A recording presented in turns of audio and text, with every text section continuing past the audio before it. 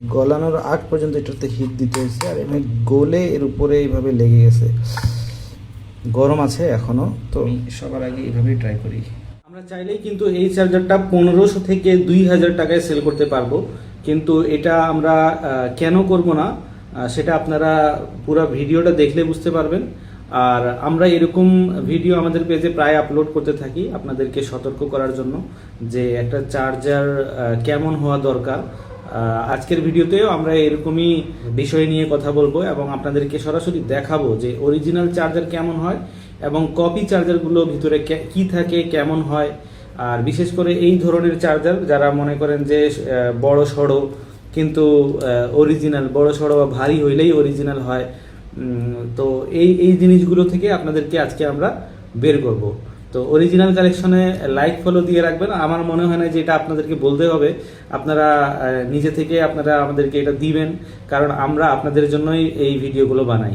আমার সব চার্জারেরই খোলার স্টাইলটা এইরকমই, মানে আগে আমি এইখানে প্রেশার দিয়ে একটু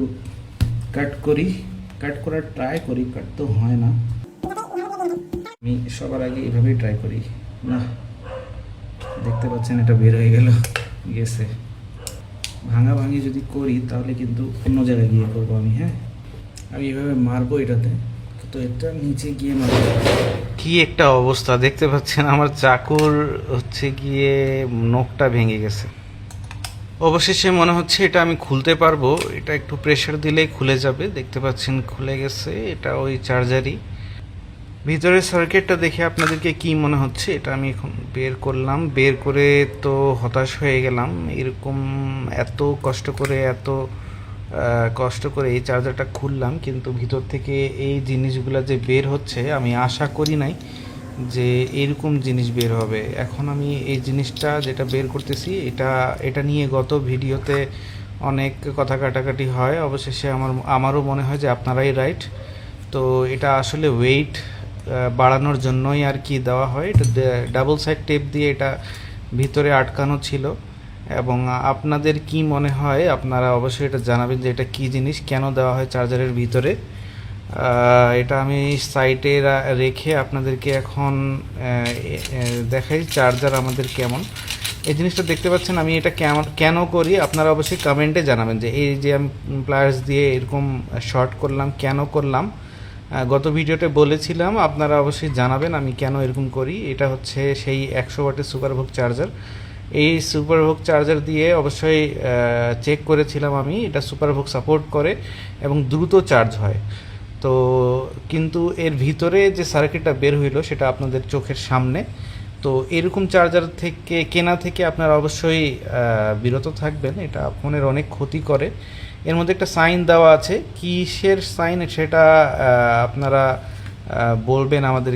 এটা হচ্ছে আমাদের চার্জার যেটা আমরা প্রোভাইড করি, ঠিক আছে। তো এর আগেও আমি এই চার্জারটাকে খোলার ট্রাই করছি, তখন অর্ধেক সময় দেওয়ার পর আর আর সময় দিইনি। আর আমি এই হিট গান দিয়ে এটাতে এত পরিমাণে হিট দিয়েছিলাম খোলার জন্য যে দেখতে পাচ্ছেন এখান থেকে গলে গেছে প্রায়।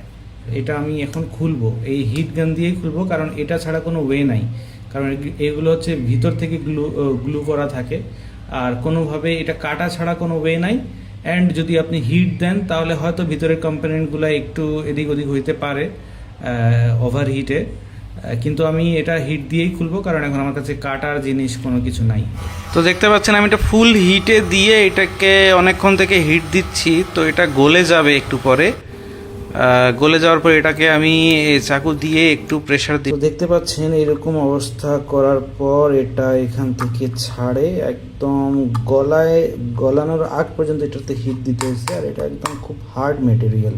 এর মধ্যে যে সাদাগুলো ছিল এটা মনে হয় গলে এর উপরে এইভাবে লেগে গেছে, গরম আছে এখনো। তো এটা এই যে দেখেন এই যে উঠতেছে, হ্যাঁ, এটার কালার এরকম হওয়ার কারণ গলে এগুলো গিয়ে হয়ে গেছে এরকম অবস্থা। এটা হচ্ছে আপনার কপি চার্জারের সার্কিট, আর এটা